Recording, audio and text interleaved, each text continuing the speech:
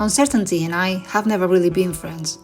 I grew up in an environment where you were taught to treasure what's secure. The goal was to build as much stability as possible, which of course included a mortgage, a steady job, and a traditional family. Adventures were only for people with too much money or for reckless lost causes. The black sheep. For a long time, I believed that too. And in a way, I'm grateful for that belief because it led me to take a government job, which has now become my safety net. But my true self never wanted that. I never wanted to buy an apartment in Barcelona or have kids. And even though I found a job where different stories happened every day, in the end, it was still what I call a great job.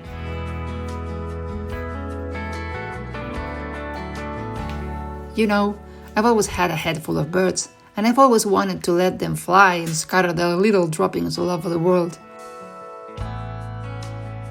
These two parts of me have always been at war, and since I really don't like uncertainty, most of my life the conservative side of me has won.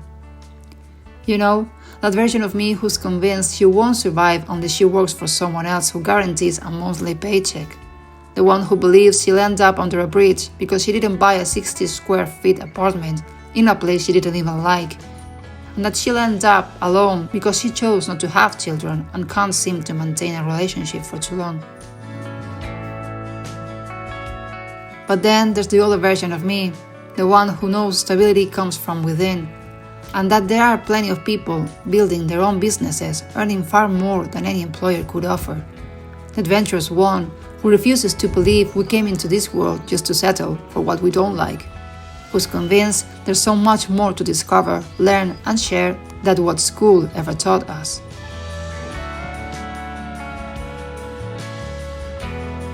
That version of me who believes you can't create something new and live by your own definition of a good life, and others don't need to understand it. That same version of me who, thanks to that stable job, has seen firsthand that having property, children, or a husband doesn't necessarily guarantee stability. Sometimes it's quite the opposite. There's something my dad told me before he passed away that I always carry with me. Sweetheart, at the end of your life, the only thing you take with you are the experiences you've lived, not the things you've accumulated. Coming here at first was risky. I was leaving behind a source of income to work on my dreams, trusting that I had a net to catch me if I fell. But what happens when suddenly that net disappears, when the tower collapses and all you're left with is rubble, and no clue where to start rebuilding? What happens during that fierce inner battle of titans, when suddenly everything you thought defined you, past, present, and future, falls into question?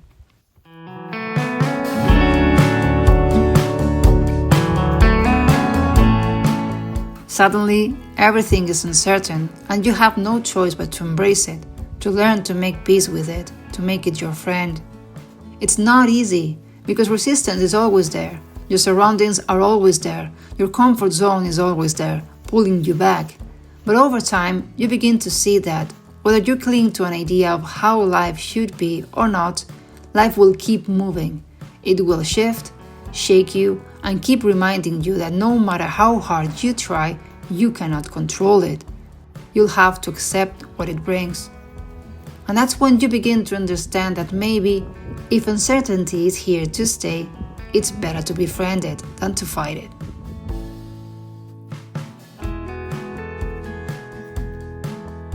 During my time living in this house, I've spent a lot of time alone. It's a place where there were hardly any people, and many days I didn't even hear my own voice because I didn't speak to anyone. So I spent a lot of time with myself and with my new friend, uncertainty.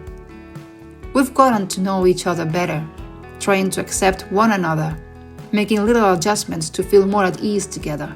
Hand in hand, we've gone down into the pit of my own fears to stir up the dirt and uncover those hidden treasures we all have, but are too afraid to acknowledge. And let me tell you, it's worth it. It's slow, it's hard, it's uncomfortable, but it's worth it. Then again, who am I to say this when probably 30 minutes from now I'll be trembling again at the sight of my suitcase for Bali, realizing that its contents are everything I own. I'm still a beginner when it comes to going with the flow, and very often my mind still says, would you please put your police uniform back on and stop with the nonsense?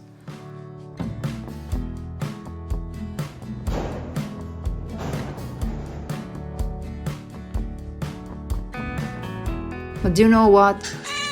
This journey is fascinating, and my adventurous side, the one with the birds, loves it. I'm terrified, and yet there's a spark inside me, something awakening that I don't fully understand. Maybe it's always been there, quietly waiting for me to listen. Uncertainty has led me to dive deeper into spirituality. Spirituality has taken me back in time to remember who I was when all I had to do was study and everything felt possible. Back to when I wanted to shoot and edit music videos, when I loved drawing on the floor under the sun and getting my hands messy. It's led me to express all those doubts and discoveries that flowed through my mind and start shaping them little by little into words, images, and drawings, to understand them, to understand myself, and to stop being afraid of sharing them. Embracing uncertainty has made me show up more vulnerable, but also more human, and expressing that humanity is helping me find my kindred spirits, helping me find you, and for that I'm deeply grateful. But let's be real, this whole process comes with another big but. And I'm telling you this because if you're watching this and also feeling inspired to be fully yourself against all odds and embrace uncertainty, this is something you're going to face. Because when you move, you indirectly force others to move, or at least to look at themselves and reflect. And many don't like what they see, or they don't want to move, so they'll try to steer you off your path so they don't have to move either. Some might get angry, say hurtful things, make you feel guilty. It's often better not to listen to them for a while, even if you love them, even if it means creating distance, at least until you get stronger. Otherwise, you might collapse and end up back at square one.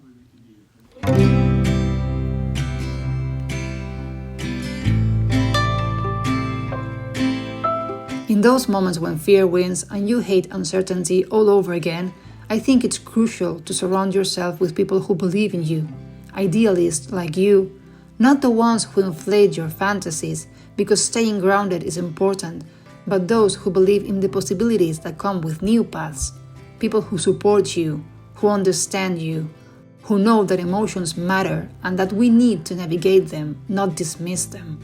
People who walk beside you, lifting you up, not dragging you down. We can't control what happens to us in life. We can't even control how we feel from day to day. In reality, we can't control anything. And honestly, when you really think about it, accepting that is actually kind of liberating. Maybe the wisest thing to do isn't to keep trying to control the unknown, but to spend that time getting to know ourselves.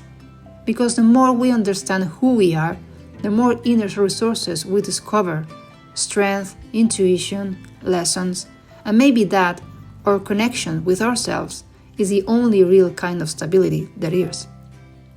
I don't know what you think about all this rambling, but while you share your thoughts in the comments, I'll be here learning how to be more flexible with life, with others, and with myself. See you next week. Have a beautiful one. Goodbye.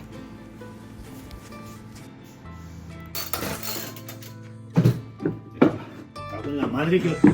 Mira, mira. Nada, al final nada, ¿eh? Mira. Si le he arrancado ayer.